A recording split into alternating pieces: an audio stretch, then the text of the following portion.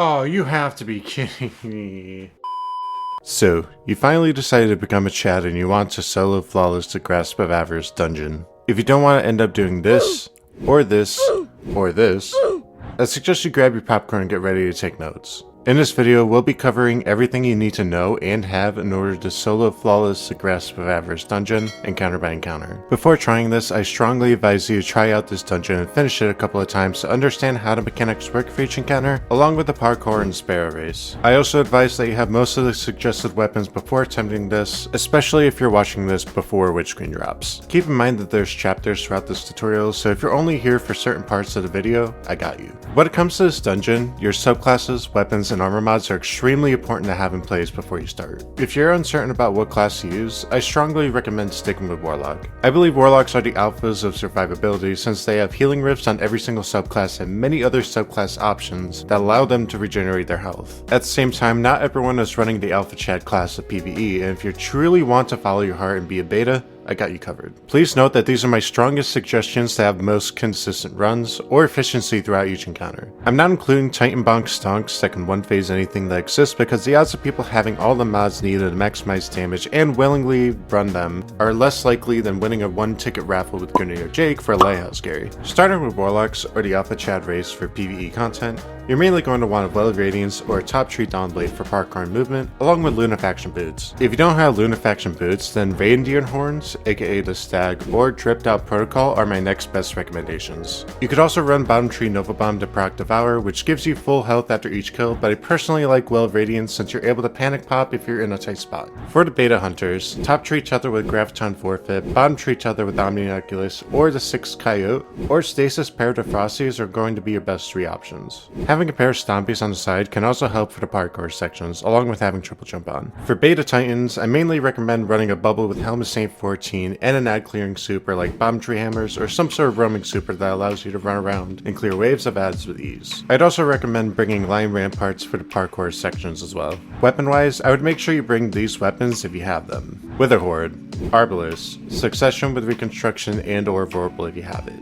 Anti-kinetic Grenade Launcher, Anti-kinetic Slug Shotgun, Cartesian Coordinate with Vorpal or any legendary fusion, Risk Runner, Vex Mythoclast, Threaded Needle or Reach Regret with Vorpal, Fallen Guillotine or Hero of Ages, the other half or Half Truths with Eager Edge, which I only suggest for the Sparrow section for personal reasons, 1K Explosions and Sleeper Simulation.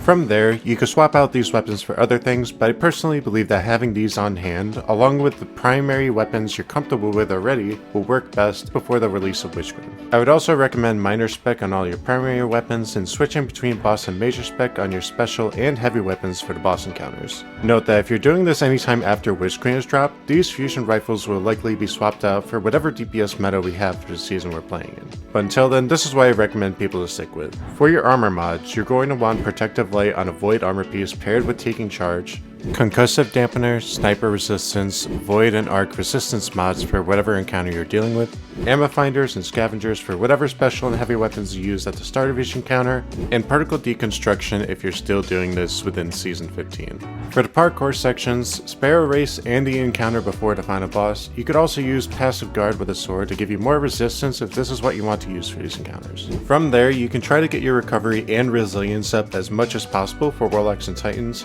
and then mobility and resilience for hunters so that you could dodge a lot more for invis. These will be good to keep on throughout the entire dungeon, so please slap them on if you can. The last thing for overall prep is the always on time Sparrow. This Sparrow is very useful for the Sparrow Race section since you're on a time limit with little room for error.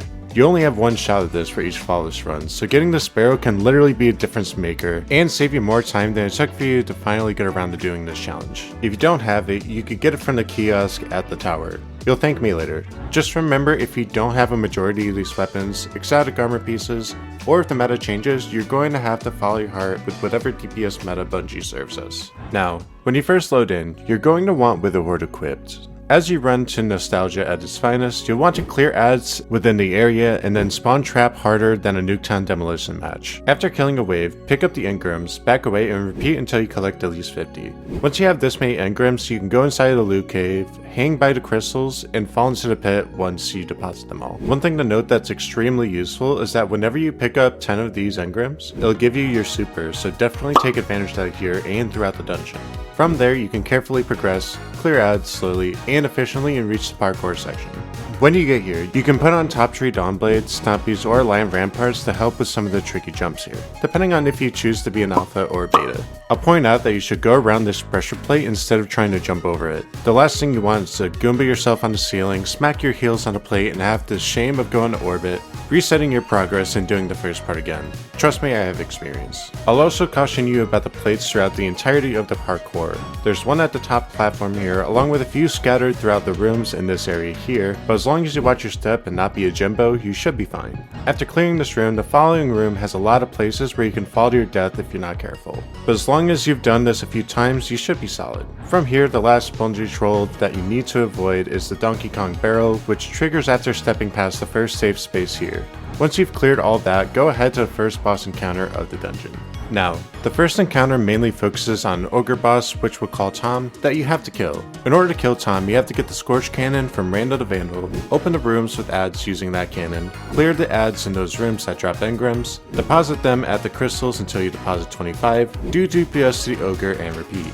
However, doing this solo requires you to be a Chad, and we're going to talk about my best recommendations to be one, even if you chose to be a beta. For Warlocks, you're going to want your Well of Radiance with Lunafaction boots on. For Hunter, I strongly recommend Chop Tree Invis with Graviton Forfeit, or Bottom Tree Tether with a 6 Coyote or Omnioculus. In Titans, I prefer Bubble with Helmet Saint 14.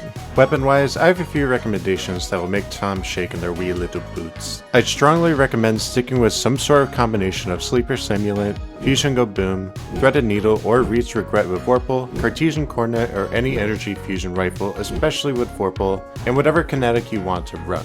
If you want to be an Alpha Chad, you can rock Witherhoard and an Energy Fusion with a Legendary Linear. This works really good for damage against the boss and ad clear. Keep in mind that if you decide to use 1K, be aware of your surroundings. The last thing you need wiping your flawless run is your inability to decide when to let it rip. As far as armor mods goes, you're going to want Double Concussive Dampener or Concussive Dampener with Void Resistance on top of the mods that we went over at 323 of the video. In this room, Beta Tom will crank 90s and laser you harder than pre-nerfed Vex unless you use these mods. When it comes to strategy for this encounter, you'll start by jumping across the broken bridge. Please be careful with this jump. I've seen people mess up solo flawless runs to this jump alone, and I'd hate knowing there's a handful of my viewers that would turn into a Jimbo because I didn't point this out. After successfully making this jump, you'll need to kill Randall the Vandal, take a Scorch Cannon and shoot a fully charged shot into the hole here, or rapidly shoot 3 shots to open this up. While doing this, you're most likely going to encounter Thrall trying to chase you down to tear you apart. This is where Risk Runner and Witherhoard come in very handy, because all you need to do is spray them down after one scratch, or shoot a Witherhoard shot at your feet, and let their dreams of ruining your run get crushed.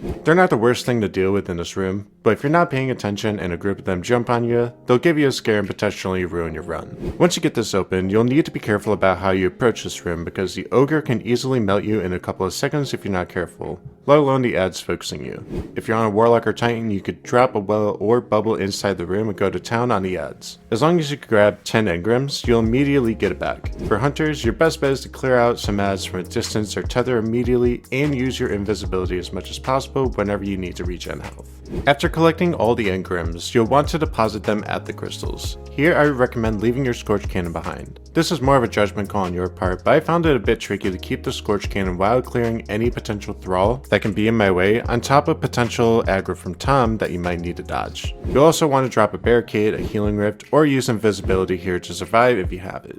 You also need to make sure that all of your engrams are deposited here.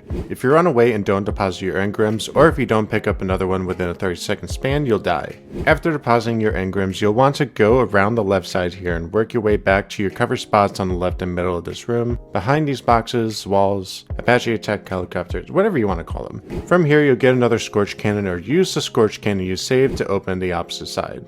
After clearing all the ads on the opposite side, you may or may not go into damage phase. Remember, you need a total of 25 engrams in order to trigger the damage phase, so if you're uncertain, treat it as if you're not going into damage at all. If you don't go into damage, just run to the left, grab as many engrams you think will get you to damage, and bring them to the crystals again. If you do go into damage, I would run to the left in this area here if it's open, or to the right underneath this area if it's not. Just make sure that you deposit all of your engrams before actually leaving these crystals. If you have a well or bubble, drop it. If you're on a hunter with tether, do not use your tether if you're using particle deconstruction.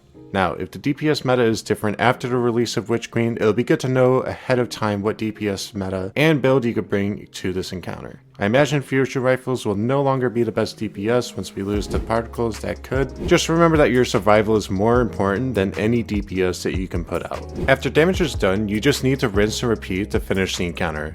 The key to this encounter, along with most encounters in this dungeon, is to make sure that you take your time. When you try to rush things, you put yourself at a greater risk of dying since you're not as focused on your own survival. On my first couple of runs trying to do this, I had to slow down and take my time in order to complete this encounter, which was the hardest part of my first solo flawless. Just remember that there's no limit to the number of damage phases that you have. If the boss chases you down, don't try to hang in there for an extra shot or two of DPS. It's much better to back out DPS and having an extra damage phase than restarting from the beginning. If you made it this far and killed the beta scrub Tom, give yourself a pat on the back. At the same time, don't let your ego get the best of you because you still have a ways to go in order to finish this dungeon flawlessly. From here, you'll progress to the Sparrow Race. Now, this encounter might be a bit nerve-wracking for you doing a solo flawless, but it's not as bad as it seems. As long as you take this path that I took, which I'm going to play in the next chapter, you'll be solid. The two most important parts to this race are when you jump over this debris and hop onto another sparrow to increase your time, and at the very end, where you want to drive at full speed through the left boost and jump off when you're clearly past the eye of the skull. If you turn into a Jimbo and mess this up on your first go, I recommend having a friend help you keep a checkpoint on another character and practice this over and over again. Once you start to get this consistently, you should feel much better about this part on your next attempt. I'm not sure why I'm saying this here. I know these viewers don't have friends if they're spending this much time watching my videos. Emotional damage! I'm kidding. What's life without busting people's chops every once in a while? Anyway, my one pro tip for this is if your sparrow starts to catch on fire, or if you completely run out of boost, you can jump off of your sparrow and pull out another one to get a full health sparrow with full boost in a split second. If you're comfortable with using swords with Eager's Edge, that is another option for you as well, but I recommend sticking to the sparrow as much as possible and following this path. Here I'll leave a sped up, uncut version of what was just described so you could visually see the entire path.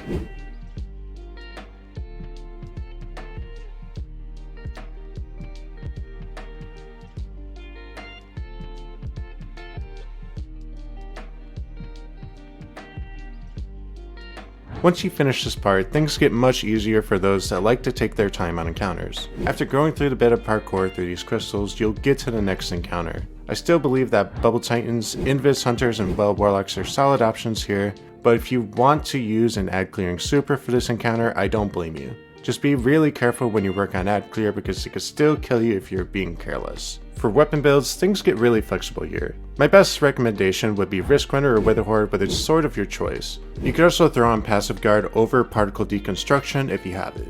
I wouldn't stress over weapon builds too much here, but I would probably stay away from rocket launchers and things that can blow you up in one shot if you're not careful. That's more of a judgment call just to avoid the possibility of being judged for being the Jimbo that blew themselves up in the easiest encounter of the entire dungeon. Wait, but if you don't have any...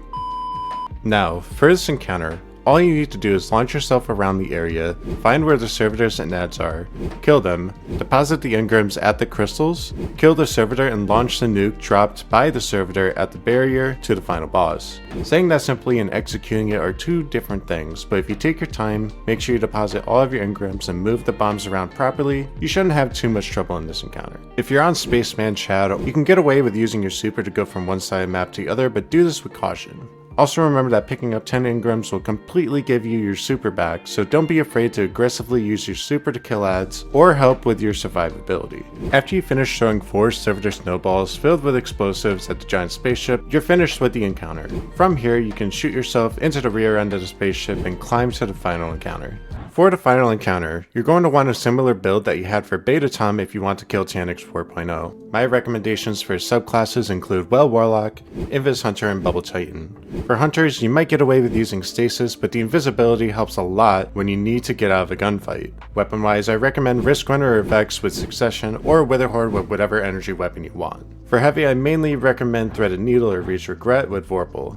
If the DPS meta changes, I'd only switch your heavy weapon unless if there's a game-breaking build that not only lets you do insane DPS, but also allows you to do DPS from a distance. In this room, you have 4 simple tasks that you'll need to do to get to the damage phase. Kill Vandal the Vandal with the Scorch Cannon. Kill the Shank and Vandal mini-bosses in the middle with that Scorch Cannon. Use the Scorch Cannon to drop engrams, and take the engrams to the center. You will go into damage phase after depositing 60 engrams. If you manage to pick up 20 engrams off of each Scorch Cannon shot on step 3, you'll be able to get to damage after doing this 3 times. At the same time, I'd recommend doing 2 waves of picking up engrams, or pick up enough to where you only need 10 to 20 engrams to start the damage phase against Tanik 4.0, so that you can clear adds on the left side of the room before the damage phase starts. After you trigger the damage phase, you'll want to go to the side, drop a well or bubble if you have it, and crank 90s until the damage phase is over. If you're on a hunter, this area still offers the best survivability, but your damage can be interrupted by adds around that area.